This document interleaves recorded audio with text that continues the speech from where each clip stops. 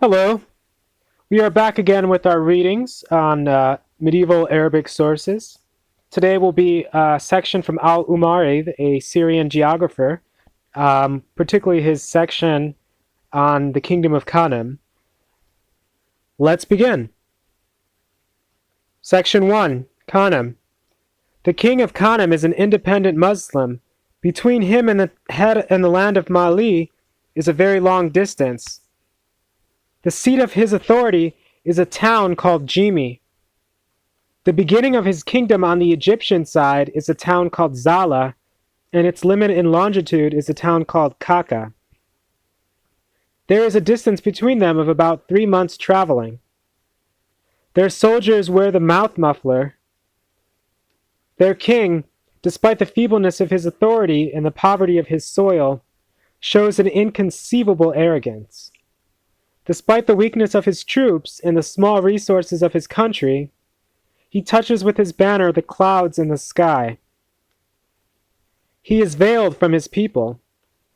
None sees him save at the two festivals, when he is seen at dawn and in the afternoon. During the rest of the year, nobody, not even the commander-in-chief, speaks to him, except from behind a screen. It happens sometime that one of them gets a taste for instruction and looks upon learning as he would the stars. He says, "I am ill," and keeps treating his sick understanding and humoring his recalcitrant knowledge until their rays shine upon him, and he embroiders their advantages on his brocade. They live mostly on rice, wheat, and sorghum. There are figs, lemons, grapes, aubergines, and dates in their country. Abu Abdallah al-Salaliji informed me that he was told by the virtuous and ascetic sheikh Uthman al-Kanemi, who was related to their kings, that rice grows in their country without any seed whatever. And he was a reliable informant. Al-Salaliji stated that he asked others about the truth of this, and they said that it was true. Their currency is a cloth which they weave called dandi. Every piece is 10 cubits long. They make purchases with it from a quarter of a cubit upwards. They also use cowries, beads, copper in round pieces, and coined silver as currency, but all valued in terms of that cloth. Ibn Sa'id says that to the south of Kanem are jungles and deserts inhabited by savage beings like ogres, which are harmful to men and which a horseman cannot overtake. They are the nearest of animals to the human form.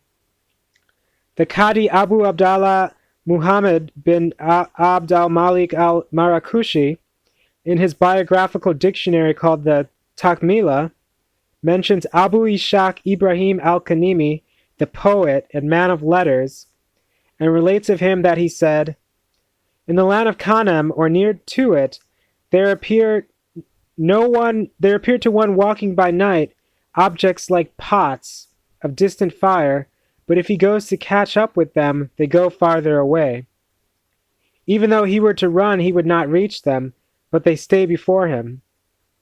Sometimes stones have been thrown at them and reached their mark and struck sparks off them." This Muhammad al-Salaliji related to me as he saw it in the Takmila.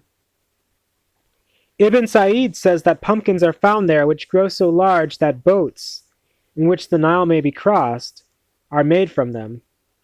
This is commonly stated, says he, but responsibility for what is related rests with the relater.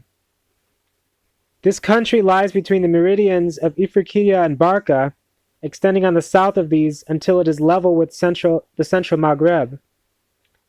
It is a land of famine and austerity. The worst qualities there predominate. Its conditions and the conditions of its inhabitants are harsh. The first man to establish Islam there was Hadi al-Uthmani, who claimed descent from Uthman bin Affan.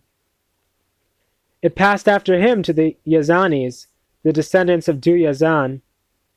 Justice is upheld in their country. They follow the school of Imam Malik. They dress simply and are rigid in religion.